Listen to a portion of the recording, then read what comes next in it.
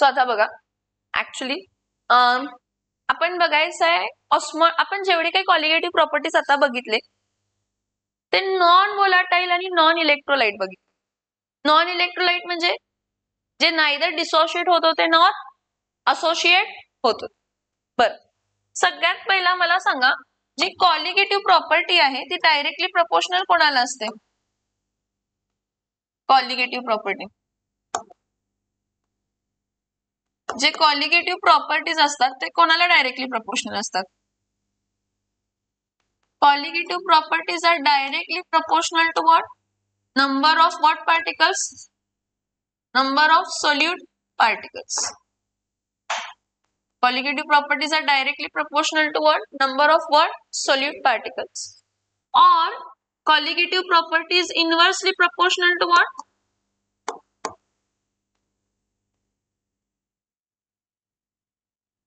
Colligative properties are inversely proportional to what? Molar mass of non-volatile solute. दोन गोष्टींवरती colligative property depend आहे. एक आहे की colligative property directly proportional to number of solid particle असते आणि दुसरं असतं की colligative property is inversely proportional to काय असते तर मोलार मास असते. ठीक आहे, म्हणजे तुमचे सॉलिड पार्टिकल्स किती आहेत त्यावरती तुमची कॉलिगेटिव्ह प्रॉपर्टी डिपेंड राहणार आहे. आता आपण काय डिस्कस करायचंय?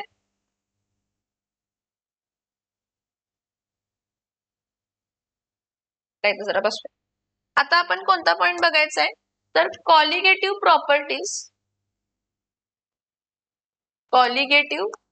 प्रॉपर्टीज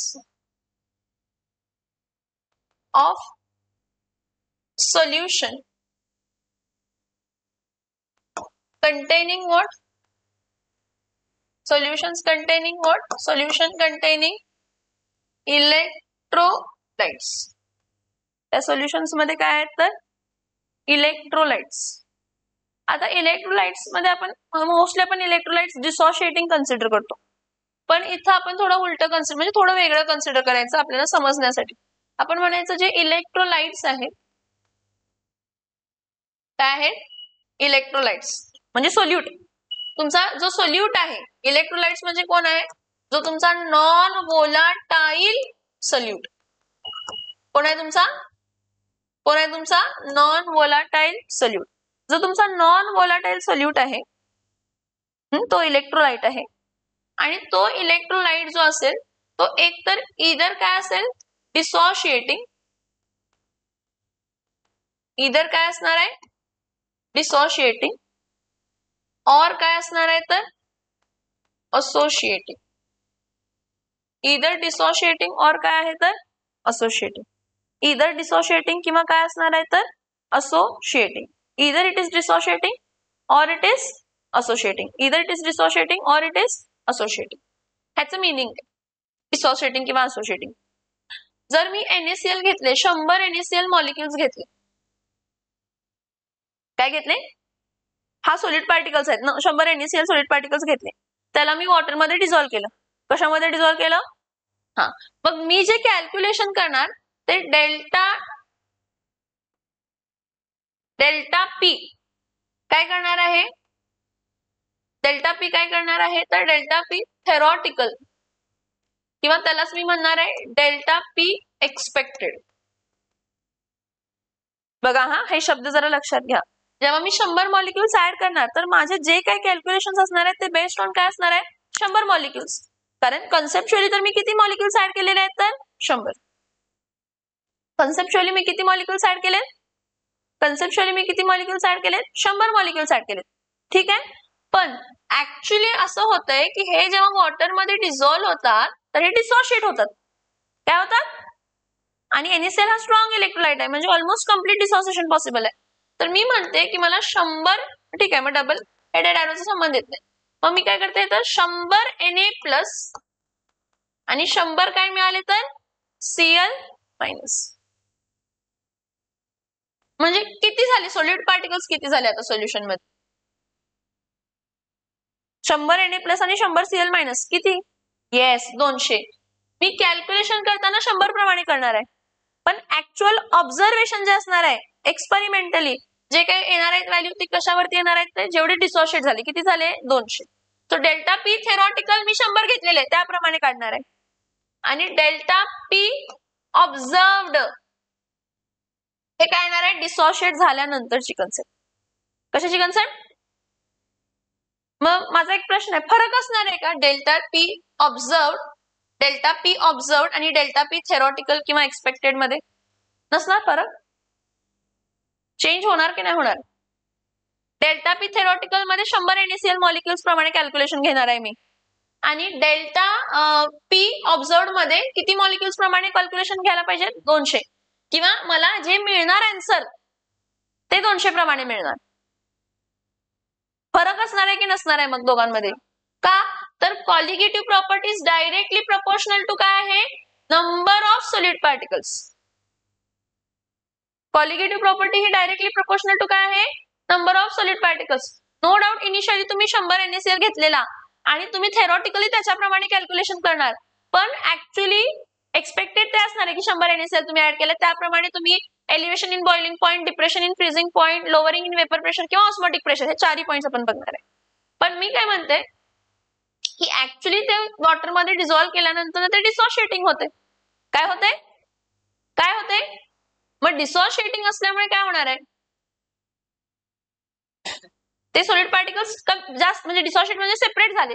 सेपरेट झाल्यामुळे मला संबंध नाही की का सेपरेट झाले, कशाचे सेपरेट झाले. मला संबंध आहे की सेपरेट झाले आणि त्यामुळे नंबर ऑफ सॉलिड पार्टिकल्स काय झाले वाढले. किती वाढले नंबर ऑफ सॉलिड पार्टिकल्स? 200 झाले. मग सॉलिड पार्टिकल्स वाढले का कमी झाले? वाढले. म्हणजे जे काही एक्सपेरिमेंटल डाटा असणार आहे लोअरिंग वेपर प्रेशर तो कशाप्रमाणे येणार आहे तर 200. सो नो डाऊट माझा ऑब्झर्वड कॉलिगेटिव्ह प्रॉपर्टी हा वेगळा असणार आहे थेरॉटिकल कॉलिगेटिव्ह प्रॉपर्टी पेक्षा जर तो सोल्यूट जो आहे तो इलेक्ट्रोलायटिक आहे नेचरमध्ये. म्हणजे इधर तो डिसोशिएटिंग असू दे किंवा असोशिएटिंग. आता डिसोशिएटिंग तर वेगळंच असणार आहे कारण कन्सिडर मी तर घेतले 100 पण झाले 200 त्यामुळे माझी normally colligative properties directly proportional to solid particles. मग कोणाचे सॉलिड पार्टिकल्स जास्त आहेत डिसोशिएशनच्या नंतरचे का डिसोशिएशनच्या आधीचे? पार्टिकल्स वाढले ना मग ह्याची कॉलिगेटिव्ह प्रॉपर्टी काय असणार आहे जास्त. म्हणजे तुमची observed colligative property is greater than theoretical colligative property in case of dissociating solute. कोणाच्या केसमध्ये? कोणाच्या केसमध्ये जर सोल्यूट काय असेल जर सोल्यूट डिसोशिएटिंग असेल जर सोल्यूट डिसोशिएटिंग असेल तर माझे सॉलिड पार्टिकल्स काय होणार आहेत वाढणार आहेत. 100 चे काय झाले 200 झाले. इथं एक्सपेक्ट असं करतोय आपण कंप्लीट डिसोसिएशन आहे असं काही गरजेचं नाही की कंप्लीट डिसोसिएशन असणार ते पुढे बघायचं आपण इनकम्प्लीट असेल तर काय घ्यायचं. ठीक आहे. आता असोसिएटिंग सॉल्यूट घेते. कसला सॉल्यूट घेते असोसिएटिंग म्हणजे काय असेल त्याचं पण मी काय करते डेल्टा पी थेरॉटिकल म्हणजेच डेल्टा पी ऑब्झर्वड असं असते. सॉरी डेल्टा पी थेरॉटिकल म्हणजेच डेल्टा पी काय असते तर एक्सपेक्टेड असते. हा आणि इथं काय घेते तर डेल्टा पी काय घेते तर ऑब्झर्वड घेते. डेल्टा पी काय घेते ऑब्झर्व. मग मला सांगा इथं काय असणार आहे असोसिएटिंग सॉल्यूट आहे. कन्सिडर करा की मी 100 ऍसिटिक ऍसिड घेतले मॉलिक्युल्स. कशाचे मॉलिक्युल्स घेतले 100 ऍसिटिक ऍसिडचे मॉलिक्युल्स घेतले. आता हे जे 100 ऍसिटिक ऍसिडचे मॉलिक्युल्स आहेत हे कसले आहेत तर असोसिएटिंग आहेत. मी ह्याला जेव्हा बेन्झीन मध्ये डिझॉल्व्ह करणार कशामध्ये डिझॉल्व्ह करणार मग ह्यामध्ये इंटरमॉलिक्युलर हायड्रोजन बॉन्डिंग होऊन हे डायमर फॉर्म होतात. डायमर होतात म्हणजे हा CH3COOH ट्वाइस म्हणजे 2 मॉलिक्युल कंबाईन होऊन सिंगल मॉलिक्युल फॉर्म होते. म्हणजे 100 चे काय होणार आहेत 50.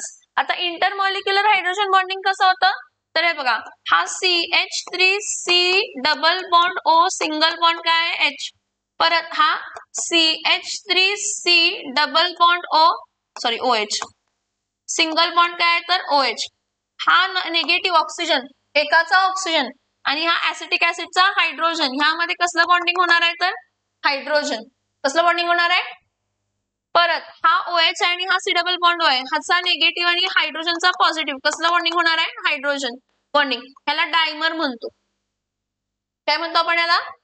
काय म्हणतो आपण याला? डायमर. आणि एकदा दाखवते, प्रॉपरली ड्रॉ करते. ते बघा, हा ऍसिटिक ऍसिड आहे CH3C, double bond O, single bond काय आहे तर OH. ठीक आहे. परत इथं काय असणार आहे तर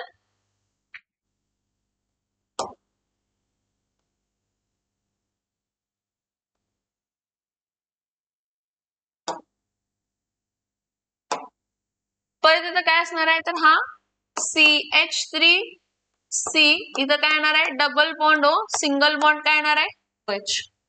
मी काय म्हटलं तुम्हाला, एकाचा ऑक्सिजन जो निगेटिव्ह आहे आणि दुसऱ्याचा हायड्रोजन जो पॉझिटिव्ह आहे, त्यामध्ये बॉन्डिंग. परत एकाचा निगेटिव्ह आणि हायड्रोजन पॉझिटिव्ह, हे जे आहे हे कसलं बॉन्डिंग आहे तर कसलं बॉन्डिंग आहे? हा हायड्रोजन बॉन्डिंग. कसलं बॉन्डिंग आहे? हा हायड्रोजन. मला सांगा, हे असोसिएटिंग सोल्यूट जे आहेत हे 100चे काय झाले 50, पण मी कॅल्क्युलेशन करताना तर 100च करणार ना. कॅल्क्युलेशन मी कशाचं करणार? मी 100 मॉलिक्युल्स घेतलेले, म्हणजे मी जे थेरॉटिकली जे मी बघणार किंवा एक्सपेक्टेड जे असणार आहे मी ते 100 मॉलिक्युल्सच्या प्रमाणे कॅल्क्युलेशन्स असणार आहेत. पण त्याला वॉटरमध्ये किंवा बेन्झिनमध्ये ऍड केल्यानंतर ते काय झाले? असोसिएट झाले, म्हणजे 50 झाले, म्हणजे नंबर ऑफ सॉलिड पार्टिकल्स काय झालेत? कमी. मग आपण काय म्हणतो? Colligative properties directly proportional to number of what? Number of solid particles. So if it is directly proportional to number of solid particles काय झाले? कमी. म्हणजे एक्सपेक्टेड कॉलिगेटिव्ह प्रॉपर्टी पेक्षा ऑब्झर्व्ड कॉलिगेटिव्ह प्रॉपर्टी काय असणार आहे? कमी. समजतंय का? Yes or no? हा, हे बघा, तुमचा जो काही सोल्यूट आहे जर इलेक्ट्रोलायटिक आहे तर दोन प्रकारचे. एक तर तो कसला सोल्यूट आहे? येस, एक तर तो कसला सोल्यूट आहे? डिसोशिएटिंग काय आहे तर सोल्यूट. किंवा एक तर तो कसला सोल्यूट आहे तर असोसिएटिंग काय आहे तर सोल्यूट आहे. एक तर डिसोसिएटिंग सोल्यूट आहे किंवा दुसरा कोणता सोल्यूट आहे तर तो असोसिएटिंग सोल्यूट आहे. जर सोल्यूट डिसोसिएटिंग आहे, काय आहे?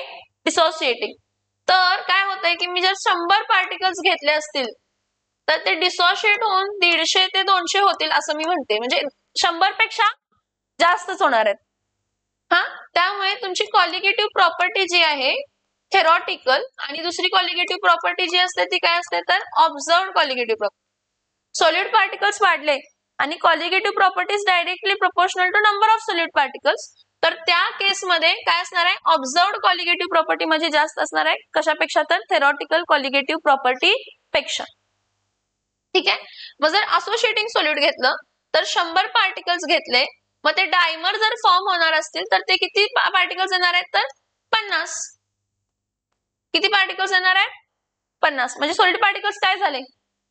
कमी. जर सॉलिड पार्टिकल्स कमी झाले तर कॉलिगेटिव्ह प्रॉपर्टी थेरॉटिकल ही 100 पार्टिकल्स प्रमाणे आलेली आहे आणि कॉलिगेटिव्ह प्रॉपर्टी काय आहे तर ऑब्झर्व्ड ही कशाप्रमाणे आलेली आहे तर असोसिएशन झाल्यानंतर.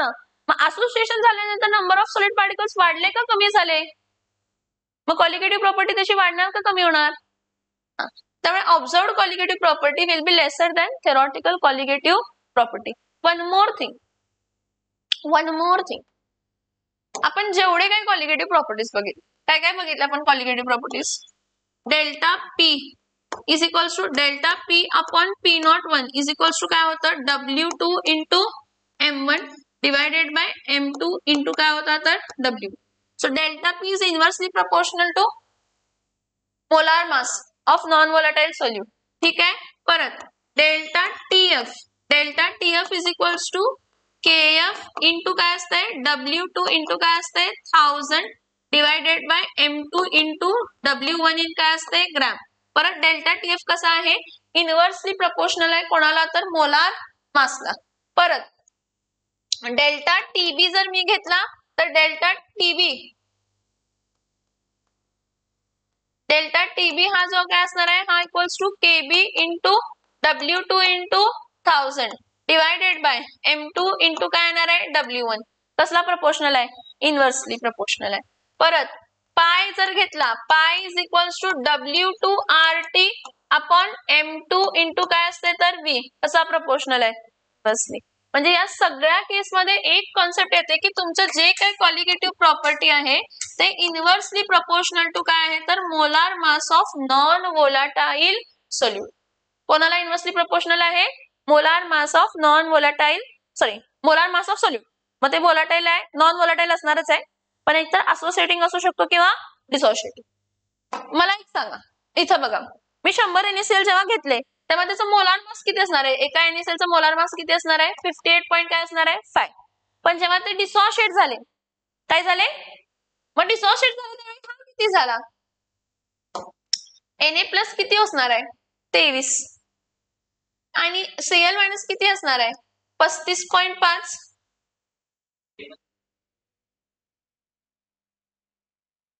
हे आयन फॉर्म झालं ना, Na+ आयन ना. 100 सोडून द्या, फक्त हा मोलार मास त्या ऍटमचा कन्सिडर करा. 23 आहे. NaCl 58.5, NaClचं 58.5. हा ते सेम येणार, पण ते डिसोसिएट झाले. डिसोसिएट झाले त्यामुळे Na+ चा मास 23 झाला आणि हा Cl चा मास किती झाला? 35.5. ठीक आहे, म्हणजे मास कमी झाला. सिंगल सिंगल कन्सिडर करा, single molecule, single atom, single कॅटायनचा. मग मला सांगा, पहिला जो मोलार मास होता थेरॉटिकल मोलार मास पेक्षा ऑब्झर्व्ड मोलार मासेस काय झाले? आणि कॉलिगेटिव्ह प्रॉपर्टी कोणाला इन्व्हर्सली प्रोपोर्शनल आहे? मोलार मास. म्हणजे मोलार मास कमी झाला तर कॉलिगेटिव्ह प्रॉपर्टी काय होणार आहे? म्हणून म्हणतो आपण observed colligative property is greater than theoretical colligative property in case if the solute is dissociating. जर सोल्यूट काय आहे? जर सोल्यूट काय आहे? जर सोल्यूट काय आहे? समजते मी काय सांगते? Yes or no? Yes or no? ठीक आहे. आता नेक्स्ट बघा, सेम सेम इथेच बघूया. हा ऍसिटिक ऍसिड आहे. एका ऍसिटिक ऍसिड मॉलिक्यूलचा मास किती असतंय? 60 ग्रॅम. पण डायमर जेव्हा फॉर्म झाला त्यावेळी दोन्ही इंटरॅक्ट झाले ना, मग 60 + 60 किती झालं? 120 ग्रॅम. मास काय झालं? वाढलं. मोलार मास काय झाला? वाढला. मोलार मास वाढला. आणि दुसरी गोष्ट ऍक्च्युअली नंबर ऑफ पार्टिकल्स काय झाले? कमी. हे बघा, colligative property is directly proportional to number of solid particles and inversely proportional to molar mass. दोन्ही ऍस्पेक्टने एकच फेनॉमेना येतो की तुमची ऑब्झर्व्ड कॉलिगेटिव्ह प्रॉपर्टी ही कमी असणार आहे थेरॉटिकल कॉलिगेटिव्ह प्रॉपर्टी पेक्षा, जर सोल्यूट कसा आहे, जर सोल्यूट कसा आहे, आणि जर सोल्यूट डिसोशिएटिंग असेल तर तुमची observed colligative property greater than काय असणार आहे तर थेरॉटिकल कॉलिगेटिव्ह प्रॉपर्टी. समजतंय? नाउ नेक्स्ट आहे वेंट ऑफ फॅक्टर आय.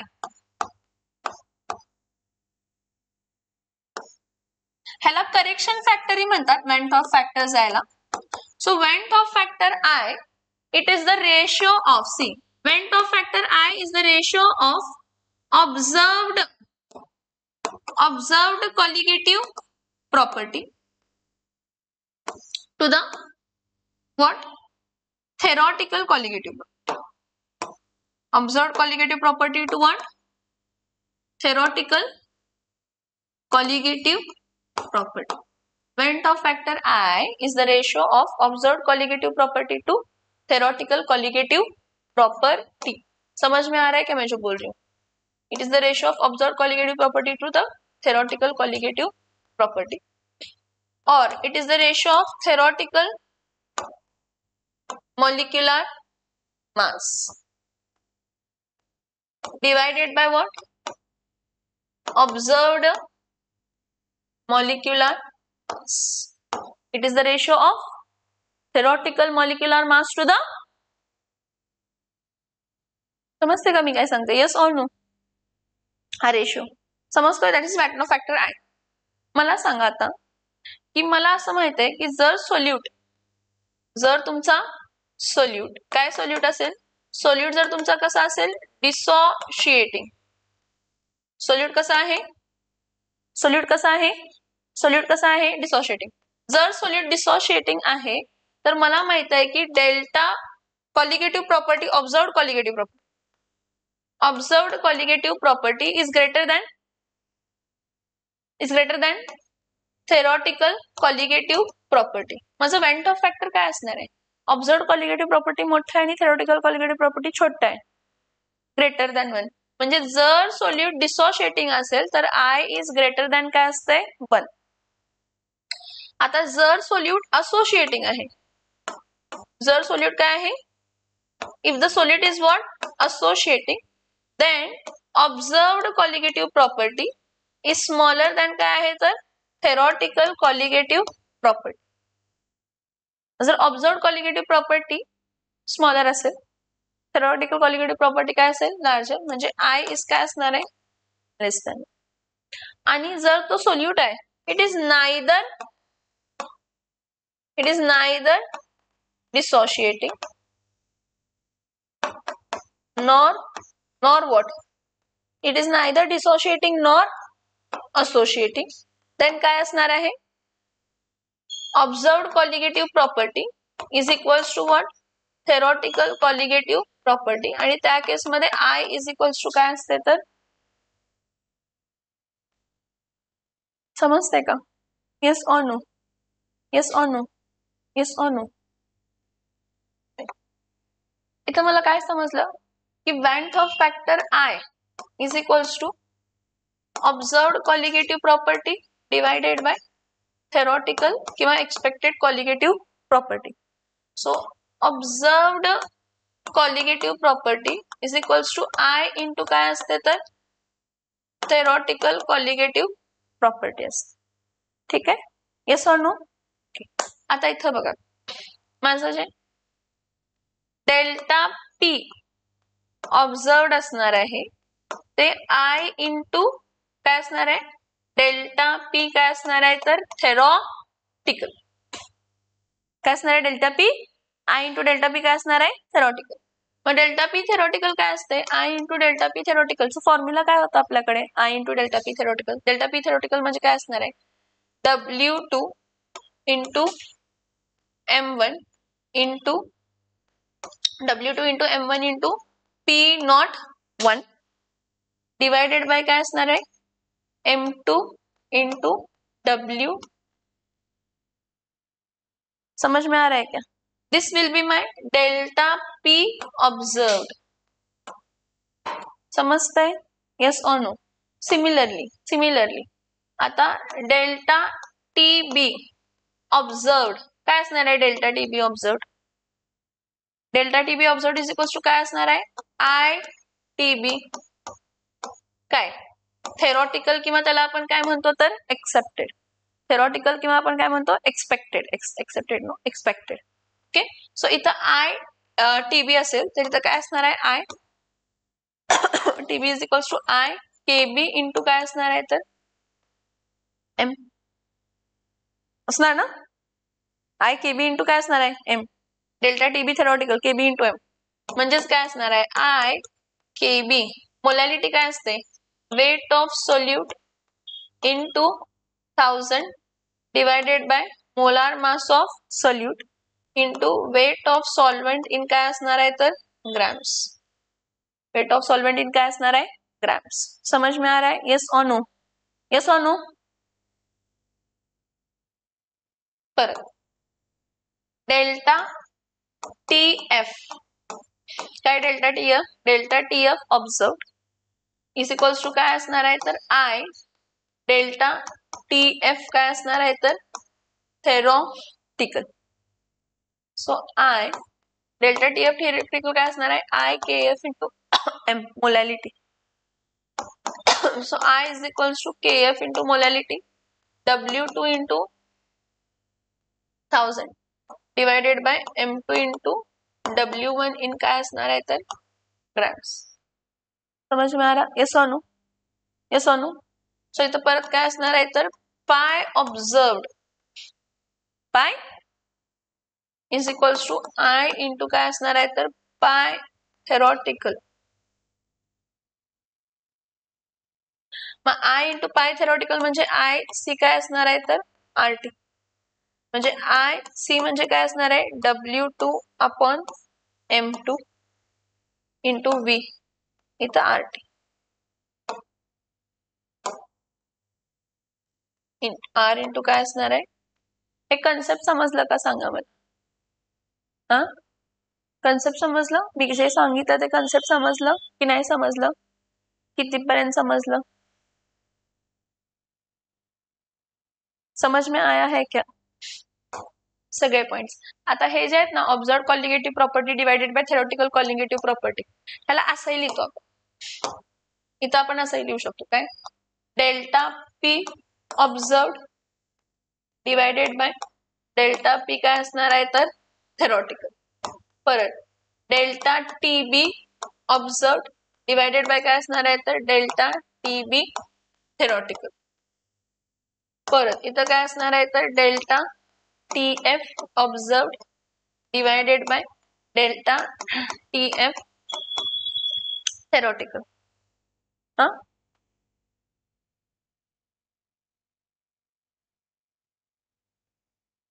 परत पाय ऑब्झर्व डिवायडेड बाय काय असणार आहे तर पाय काय असणार आहे तर थेरोटिकल. समजतं इथपर्यंत? काय डाऊट आहे ह्या पॉइंट पर्यंत? थोडं रीड करा तो पॉइंट जो मी नोट्स मध्ये पण दिला असेल तो रीड करा.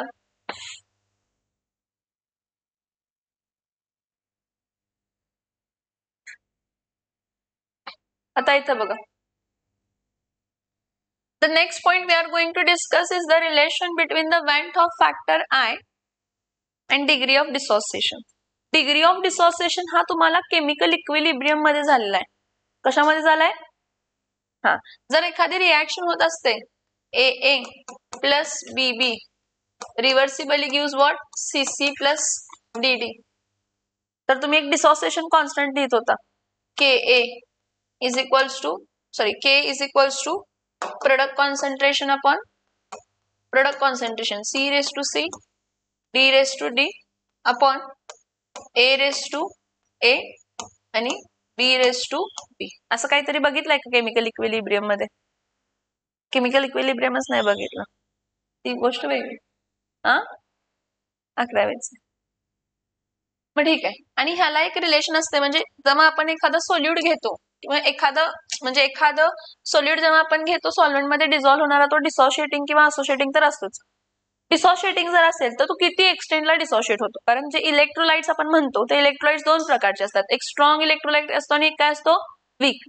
Strong electrolyte complete dissociation, for example NaCl आहे, स्ट्रॉंग इलेक्ट्रोलाइट आहे, कम्प्लीट डिसोसिएशन होते त्याचं.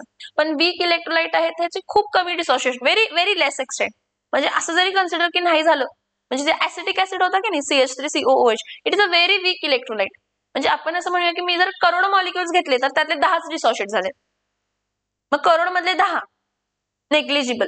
म्हणजे इतकं वीक डिसोसिएट, म्हणजे इतकं वीक इलेक्ट्रोलाइट. वीक इलेक्ट्रोलाइट म्हणजे असे इलेक्ट्रोलाइट्स की ज्याचं डिसोसिएशन खूप खूप काय झालेलं आहे तर कमी.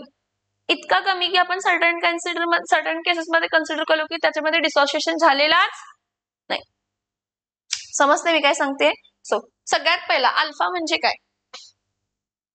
अल्फा म्हणजे डिग्री ऑफ डिसोसिएशन म्हणजेच काय? अल्फा म्हणजे number of moles dissociated divided by total number of moles, what? Total number of moles initially taken. Total number of moles initially taken. Alpha म्हणजे काय आहे? Degree of dissociation. फॉर्म्युला काय आहे? Number of moles dissociated to the total number of moles initially काय येणार आहे तर taken. समजते का मी काय सांगते? Alpha is the number of moles dissociated divided by total number of moles initially काय असणार आहे टेकन. समजते? ठीक आहे. मी 100 मोल्स घेतलेले, किती मोल्स घेतलेले? 100. 100 मधले 2च मोल्स डिसोशिएट झाले. किती डिसोशिएट झाले? 100 मधले 2. म्हणजे माझं काय असणार आहे? 2 डिवायडेड बाय 100. 2 डिवायडेड बाय 100 म्हणजे काय येणार आहे? 0.02. That is alpha. That is degree of dissociation. समजतंय का? Yes or no? अल्फा म्हणजे समजलं? What is alpha? Total number of moles dissociated divided by total number of moles initially taken. ठीक आहे, फाईन. आता कन्सिडर करा, बघा आता काय कन्सिडर करा की इनिशियली मी एक इलेक्ट्रोलाइट घेतलाय AXBY. काय इलेक्ट्रोलाइट घेतलाय आणि हा AXBY वीक इलेक्ट्रोलाइट आहे, त्यामुळे हा डिसोशिएट होऊन काय देणार आहे मला X moles of AY plus X moles of plus Y moles of BX काय आहे तर मायनस. ठीक आहे, आयन्स दिले. बट इनिशियली म्हणजे at time t is equals to 0, at time t is equals to 0 हा 1 मोल घेतलेला आणि हा पण 0 होता आणि हा पण काय होता 0. ऍट इक्विलिब्रियम म्हणजे काय असते जेव्हा रेट ऑफ फॉरवर्ड आणि बॅकवर्ड रिएक्शन काय झाली आहे सेम आणि आपण असं म्हणतो की रिएक्शन काय झाली आहे स्टॉप, पण ऍक्च्युअली रिएक्शन स्टॉप झालेली नसते. मग ऍट इक्विलिब्रियम आपण कन्सिडर करूया की हे 0 होते पण आफ्टर सर्टन टाइम डिसोशिएट होणार आहे ना. मग किती डिसोशिएट झाला अल्फा, किती डिसोशिएट झाले अल्फा डिसोशिएट झाले. डिग्री ऑफ डिसोसिएशन जाईल तेवढे अल्फा डिसोशिएट झाले, पण किती x moles of alpha, x moles of alpha. Similarly जर हे बघा हा जर 1 प्रपोर्शन आणि हा जर 1 प्रपोर्शन कन्सिडर केला, हा अल्फा असेल तर हा पण काय असणार आहे अल्फा. पण 1 प्रपोर्शन नाही आहे का, नाहीये, एक्स आणि वाय मोल आहे. किती मोल आहे एक्स आणि वाय मोल, त्यामुळे हा काय असणार आहे तर वाय अल्फा. इथं बघा हा Al2SO4 काय आहे तर थ्राइस आहे. हा डिसोशिएट होऊन काय देते 2Al काय देते 3 प्लस प्लस 3SO4 काय देते 2 minus 2Al 3 plus plus 3SO4 काय देते तर 2 मायनस. मग आता 2Al 3 प्लस हा जर अल्फा डिसोशिएट झालाय पण कितीच्या पटीने असणार आहे हा अल्फा 2 आणि हा किती आहे हा पण अल्फाच डिसोशिएट होणार आहे त्यातलाच पार्ट आहे पण कितीच्या पटीने असणार आहे 3. समजते का, ते एक्स मोल आणि काय तर वाय मोल्स. मग मला सांगा हे बघा इथं बघा मी इनिशियली हे 100 मॉलिक्युल्स घेतलेले, काय घेतलेले 100 मॉलिक्युल्स. ह्या 100 मॉलिक्युल्स मधले 2 मॉलिक्युल डिसोशिएट झाले. किती मॉलिक्युल डिसोशिएट झाले, जेव्हा हे 2 डिसोशिएट झाले तर 2 into 2 येणार ना, 2 into 2 येणार ना. हे जर 2 डिसोशिएट झाले 2 जे इथं 2 into काय असणार आहे ह्याचा चार्ज 2Al काय येणार आहे तर 3 प्लस असंच येणार ना, 2 डिसोशिएट झाले ना. आता हे 3च मिळणार आहेत पण कितीच्या पटीने मिळणार आहेत 2 मॉलिक्युल्स डिसोशिएट झाले म्हणजे इथं मी काय लिहिणार आहे 2 into काय येणार आहे तर 3SO4 काय लिहिणार आहे 2 मायनस हे 2 आहे ना, हे डिग्री ऑफ डिसोसिएशन कन्सिडर करूया की एवढे डिसोशिएट झाले म्हणजे आता 2 डिवायडेड बाय 100 2 डिवायडेड बाय 100 समज तेवढं डिसोशिएट झालं. समजलं का, येस ऑर नो. मग जर एवढं डिसोशिएट झालं राहिलं किती 2 मॉलिक्युल डिसोशिएट झाले राहिले 98 म्हणजे मी कसं लिहिणार आहे 100 मायनस काय लिहिणार आहे 2 100 मायनस आणि इनिशियली टेकन किती होते तर 100 number of moles after dissociation 100 minus 2 divided by 100. समजते का, म्हणजे इथं मी लिहिताना काय लिहिणार आहे येस 1 मायनस अल्फा. आलं का, हे आयोनिक इक्विलिब्रियम मध्ये पण परत आहे पण हे समजलं का सांगा मला, हे समजलं का काय सांगते येते yes or no.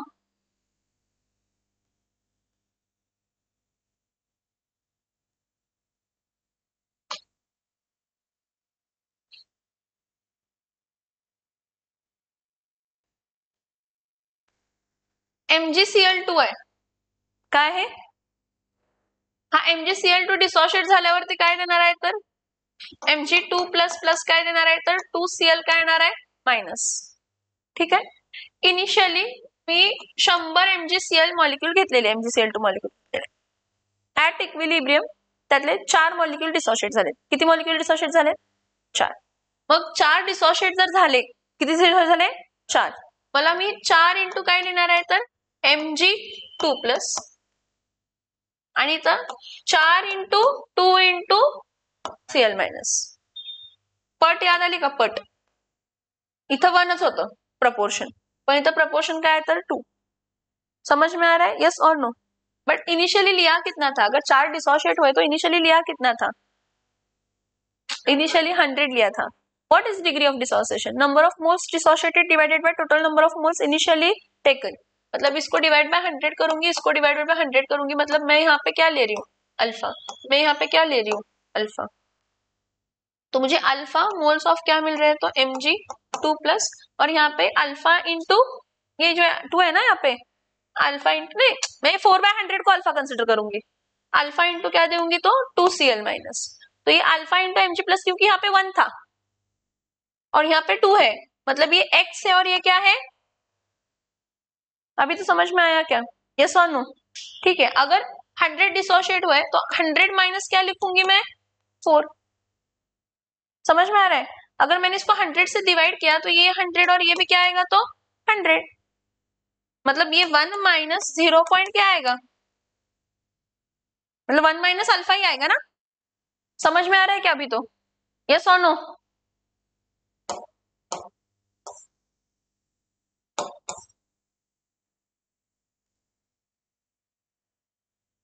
So at equilibrium काय झालं तर हे एवढं राहिलं, 1 minus alpha x alpha Y alpha. आता कॉलिगेटिव्ह प्रॉपर्टीची एक डेफिनेशन आहे। कॉलिगेटिव्ह म्हणजे वेंट ऑफ फॅक्टरची एक अनेक डेफिनेशन आहे।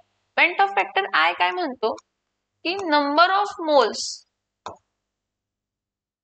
After dissociation, number of moles after dissociation divided by total number of moles what initially taken, total number of moles initially। ठीक है, ठीक है, मुझे बोलो total number of moles after dissociation कितना होगा? Total number of moles after dissociation कितना होगा? 1 minus alpha plus X alpha plus Y alpha. Yes और नो? इसको मैं थोड़ा सा इलैबोरेट करती हूँ, सॉल्व करती हूँ। त्याला सॉल्व केल्यावर काय येणार आहे?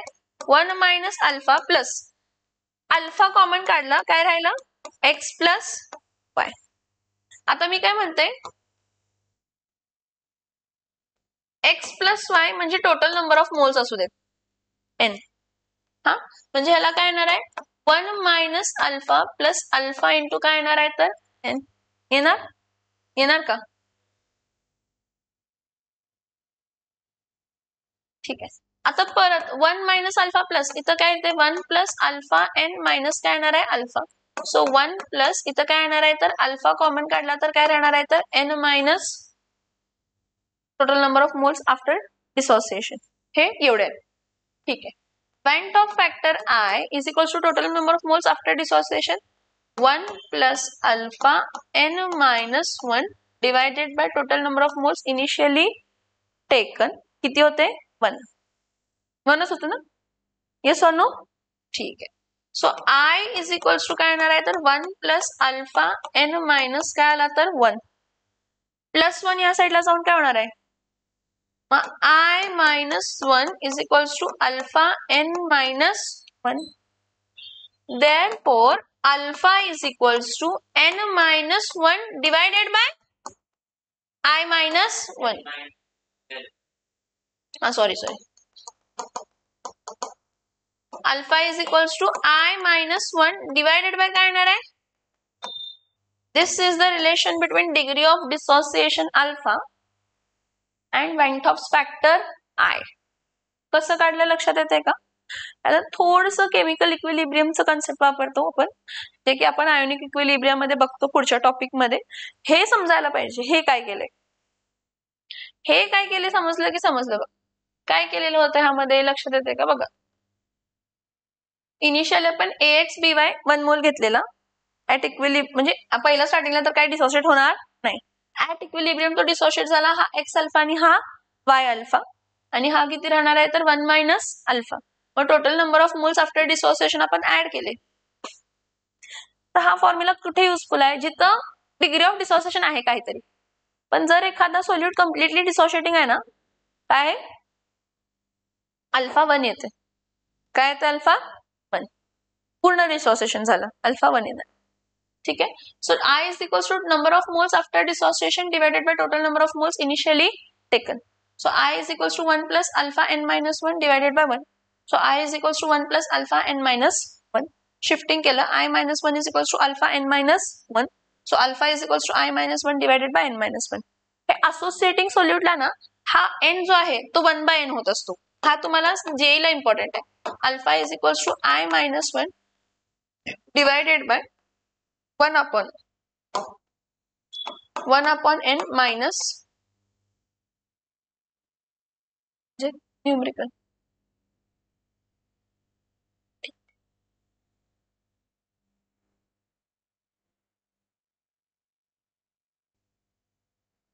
हे समजलं तुम्हाला concept? Yes or no? Yes or no? ठीक आहे, नोट डाऊन करून घेत आहे.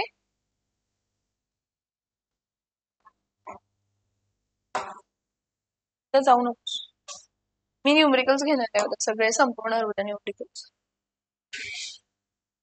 ऑनलाईन बघायला लागतात.